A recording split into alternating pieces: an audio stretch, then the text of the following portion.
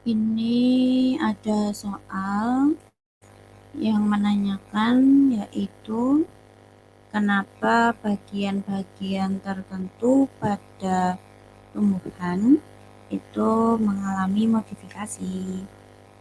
Kenapa? Organ dan jaringan pada tumbuhan itu dapat mengalami modifikasi menjadi bentuk yang lain sesuai dengan kondisi lingkungan ya. Nah, kondisi penyesuaian diri ini kita sebut dengan adaptasi. Nanti pada organ ataupun jaringan yang nampak proses adaptasinya disebut dengan adaptasi morfologi. Adaptasi morfologi bisa kita artikan sebagai penyesuaian bentuk organ atau bagian tubuh organisme yang tampak atau dapat kita lihat. Bentuk-bentuk modifikasi jaringan pada tumbuhan saya contohkan. Yang pertama adalah pada akar. Akar ini jaringan epidermisnya dapat termodifikasi menjadi rambut atau bulu akar yang berfungsi untuk memperluas daerah penyerapan air. Pada batang, jaringan epidermisnya termodifikasi menjadi lentisel yang berperan untuk pertukaran oksigen dan karbon dioksida.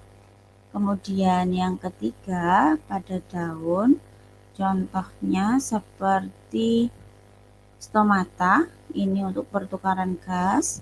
Kemudian filamen dan buliform, ini untuk proses penyimpanan air.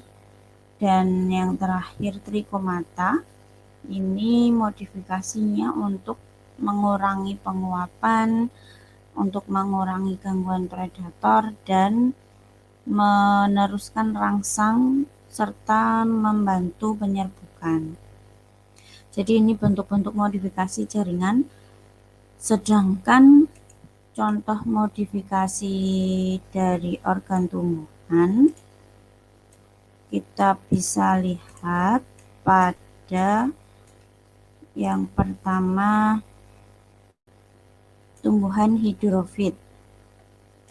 Tumbuhan hidrofit atau yang habitatnya di air, contohnya pada enceng gondok dan kiambang, itu memiliki batang yang menggembung dengan daun tipis dan lebar, dengan jaringan stomata banyak ada di permukaan daun, dan mereka tidak mempunyai kutikula atau lapisan lilin.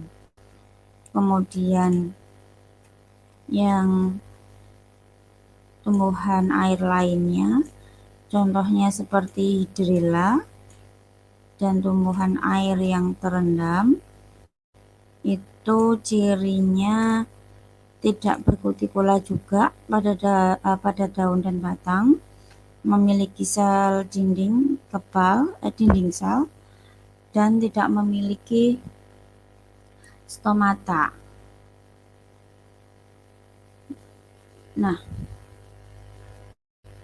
lalu tumbuhan xerophyte atau habitatnya ada di tempat yang kering, bisa kita lihat adaptasinya yaitu daunnya mengecil, bahkan sampai tereduksi menjadi duri, memiliki batang tebal dan berkutikula, dan akar yang panjang dan menyebar luas untuk mencari kebutuhan air ya. Kita lihat pada kaktus dan lidah buaya ini.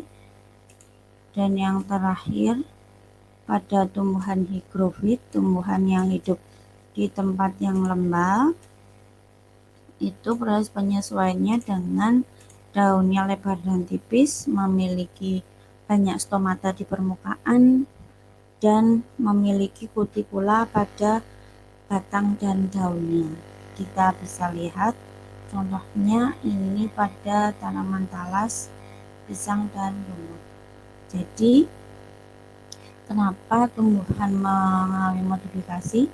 Karena untuk proses penyesuaian tubuh dengan perubahan lingkungan agar tetap menjaga kelangsungan hidupnya. Begitu ya. Saya akhiri pembahasan soal kali ini. Sampai jumpa pada pembahasan soal selanjutnya.